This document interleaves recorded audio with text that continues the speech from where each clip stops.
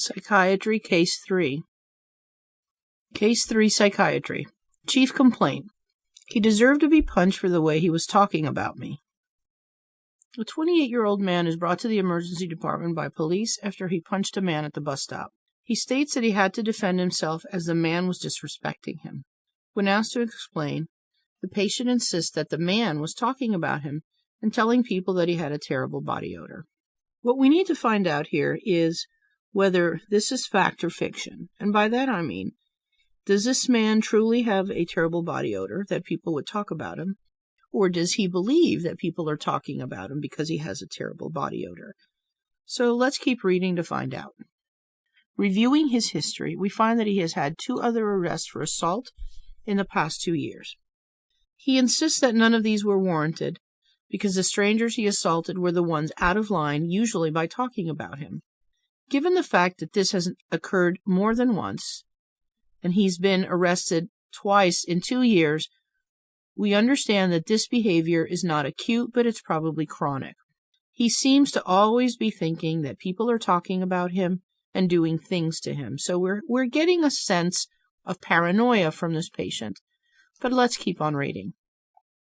Physical exam revealed that the patient was dressed appropriately and did not emit any significant body odor. He was verbose, talking in a loud voice, and frequently circumstantial. He was angry, his affect was blunted. He was obviously wary, with his eyes frequently darting between the window and the door. So let's review what we have here. We know that he obviously has some mood issues. We understand that he has trouble expressing emotion, and that's where the blunted affect comes from. And we definitely know that he is hypervigilant by the fact that he is constantly looking between the window and the door. We are still thinking that there is paranoia here. We believe it might be a psychotic disorder given the fact that he has problems with his affect, and the fact that he remains hypervigilant would still make us think that this could be some sort of paranoid disorder. Now, patients who are hypervigilant, for example, are patients who have post-traumatic stress disorder. But in those patients, you would see clear evidence of anxiety. These patients would have no trouble expressing their emotions, and you would not see a blunted affect in their presentation. Upon further interviewing the patient, he says he's angry because people are always talking about his life. He's unable to sleep at night except for when he has a kitchen knife on his bedstand, because the voices are saying that someone is going to hurt him. After a while, the patient refuses to respond to more questions, saying that the FBI is recording the interview. So in the previous slide, we have a patient who's vigilant, who's angry, who has a blunted affect, and obviously paranoid.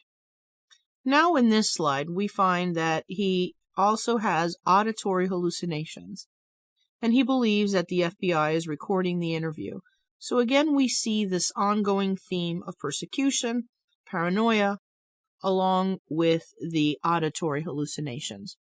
And when we're thinking of all of these symptom constellations, what we're probably thinking of is a patient who has a psychotic disorder, most likely schizophrenia.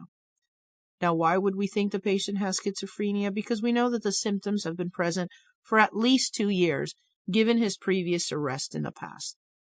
But let's figure out if something else could be causing these symptoms other than schizophrenia. Based on his symptom presentation, the most likely explanation is schizophrenia. However, the patient could also have delusional disorder, which is unlikely. Why is that? Patients who have delusional disorder are patients that tend to function. These patients tend not to be hospitalized. These patients have delusions for at least 1 month. They probably will not have hallucinations. This individual is not functioning. This individual is having auditory hallucinations, and this individual is definitely more affected than someone who would have delusional disorder. So even though it is a differential based on the presentation, it's unlikely that he would have a delusional disorder. Now, he could very well have brief psychotic disorder. These are patients who exhibit symptoms of either hallucinations or delusions. However, given the time frame, brief psychotic disorder would not be possible. Brief psychotic disorder patients have symptoms lasting more than 1 day, but less than 1 month. This patient has been having these problems for at least 2 years, given his arrest record, so we know that brief psychotic disorder can be ruled out. Paranoid personality disorder would again be unlikely, given that this patient is actively hallucinating and this patient is not functioning. Patients who have personality disorders tend to function very well, and they do not have any kind of psychotic symptoms. So paranoid personality would not be common as a differential or the proper diagnosis in this patient. Now, this patient could very well be psychotic because of drugs. So what we would have to find evidence of is in the urine drug screen, he would have to be testing positive for drugs like cocaine, amphetamine, or any other type of psychostimulant which would cause symptoms similar to schizophrenia. We know that the psychostimulants raise the level of dopamine, so it can make you schizophrenic-like. These patients could frequently experience hallucinations, delusions, have bizarre behavior, etc. However, the urine drug screen would have to be done in order to rule it out. If the urine drug screen is negative, then we can safely say that it is not substance-induced psychotic disorder.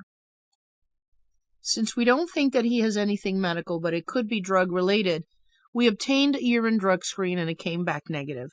So now we can safely say that this is not behavior because of recent ingestion of substances such as psychostimulants, which would cause these psychotic symptoms.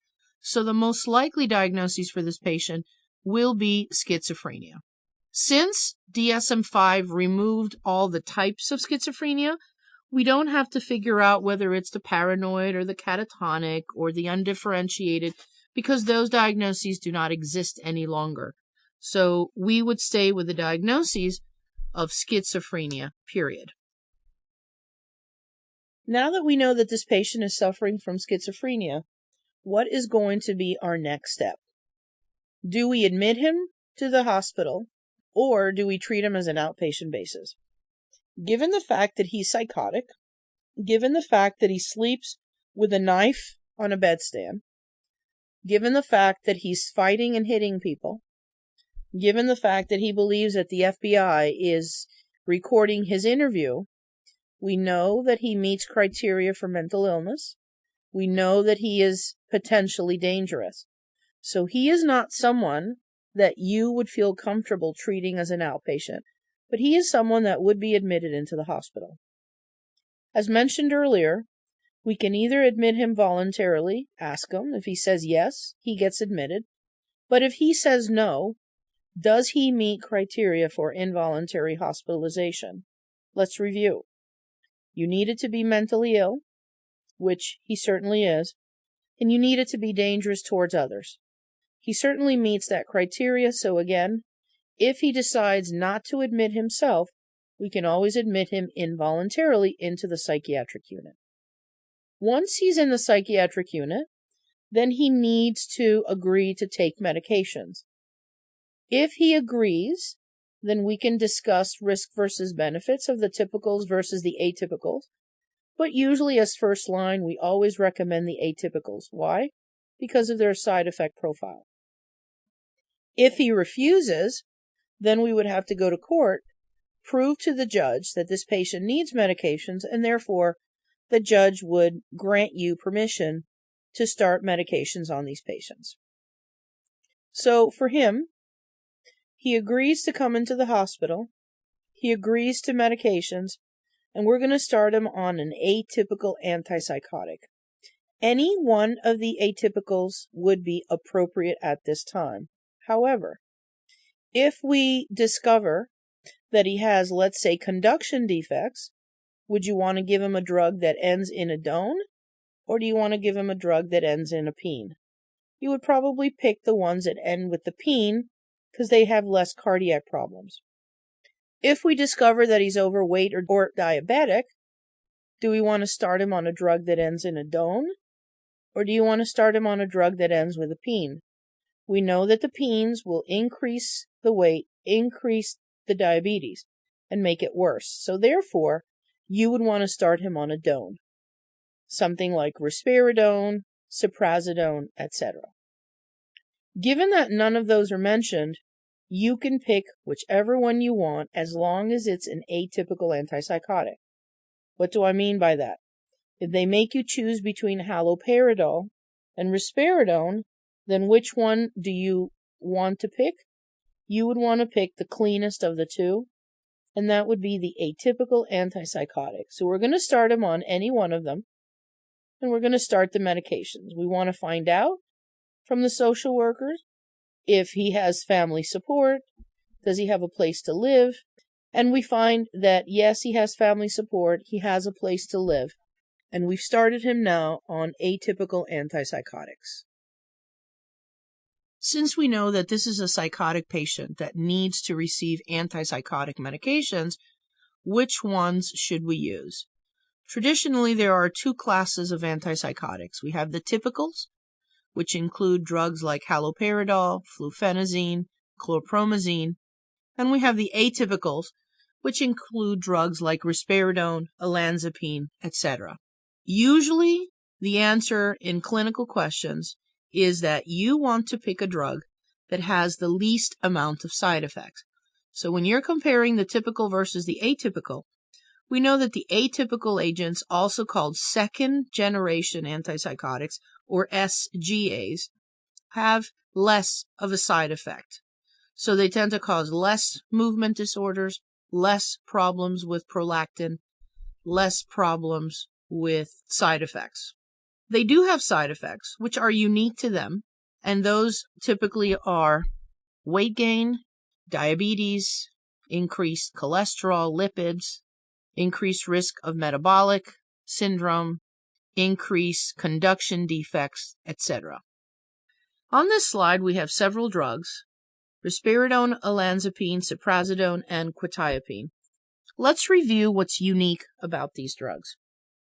Risperidone tends to cause less sedation, and it's the one that causes the most as far as the movement side effects.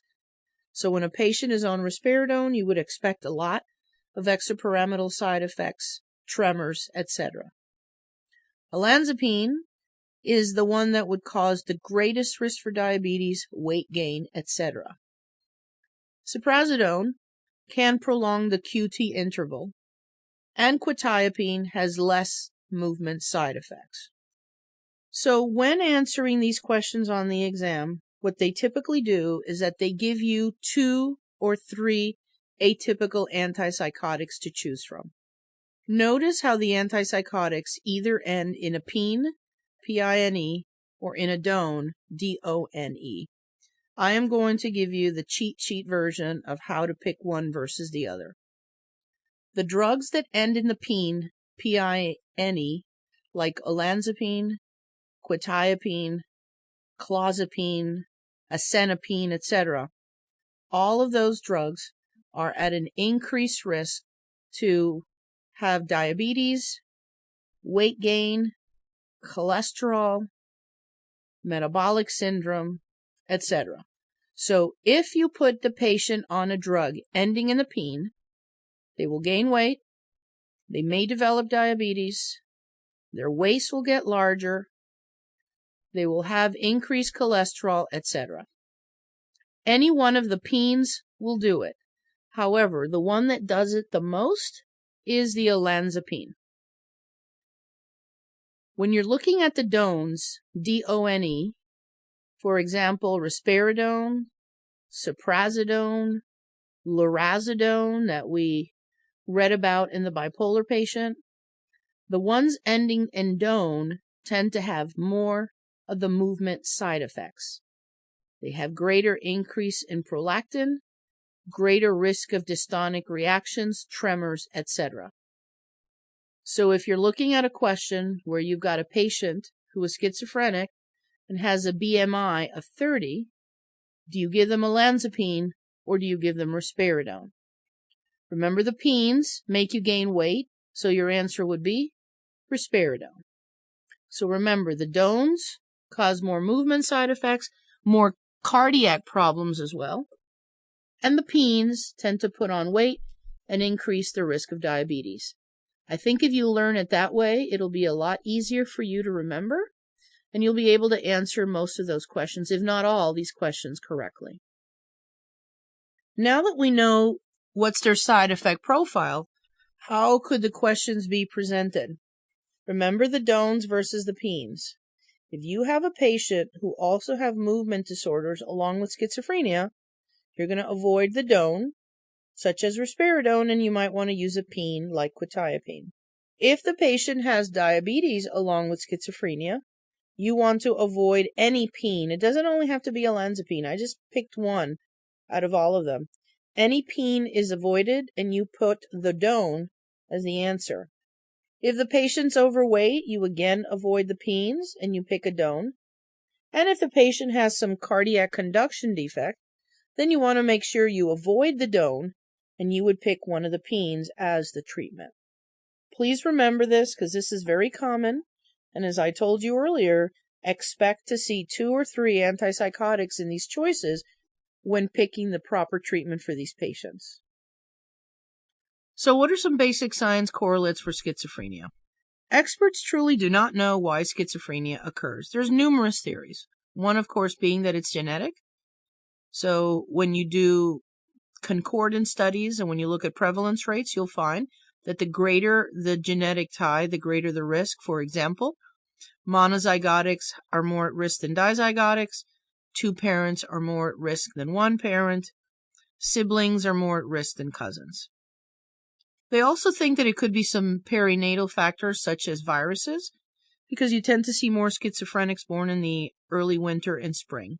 It's also linked to socioeconomic status, such as you find more schizophrenia in the lower socioeconomic status. They've also linked vitamin D deficiencies to an increased risk of schizophrenia. In reviewing the pathophysiology of schizophrenia, it's believed to be anatomic, neurotransmitter, and immune system abnormalities. So let's review these in detail. So let's review some of the anatomic abnormalities that can be present in schizophrenics. One thing that is often found is that patients have enlarged ventricles. Studies have shown that the greater the ventricular enlargement, the worse the prognoses, and the more likely that the patient is exhibiting negative symptoms of schizophrenia, which are harder to treat. When they've done MRI or CT scans of twins that are monozygotic twins, a lot of times you'll find that the non-schizophrenic twin has normal ventricular size and the schizophrenic twin has enlarged ventricles. Does this mean that we're going to order CT or MRIs on anybody to diagnose schizophrenia? No, it's just an associated finding that you should be aware of. Another finding on PET scans is that schizophrenics tend to have areas of hypodensities in the frontal lobes. Remember, the frontal lobes is where you had executive functioning, abstract thinking, personality, etc. And these are areas that schizophrenics can have problems with. So enlarged ventricles, as well as hypodensities in the frontal lobes, are some of the things that you do find in patients who have schizophrenia. Now, when we look at the different theories of schizophrenia, we've talked about genetic, viral, etc. But what about neurotransmitter theory? We do know that schizophrenics have hyperdopaminergic activity in the mesolimbic system. What does that mean? Too much dopamine. So the treatment includes lowering the level of dopamine. Other neurotransmitters that have been involved are serotonin, GABA, glutamate, and norepinephrine. And now they also are looking into NMDA subclass of the glutamate receptors as possible neurotransmitter abnormalities. So in reviewing this slide, the most important neurotransmitter is dopamine, followed by serotonin, and followed by glutamate.